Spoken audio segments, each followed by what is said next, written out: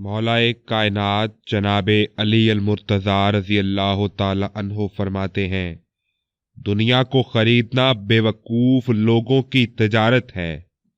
लंबी आरज़ुएं बेवकूफ़ों का सरमाया और दराज उम्मीदें अहमकों का बहलावा है। बस बेवकूफ़ वो है जो दुनिया में मसरूफ़ होकर अपने आखिरत के हिस्से को फौत कर दे। कादिर रहने और मौका पाने से पहले जल्दी करना और फुर्सत के मौके पाने के बाद देर करना निहायत बेवकूफ़ी है। बस बेवकूफ़ शख्स अपने शहर में मुसाफिर और अपने अजीज़ों के दरमियान जलील है।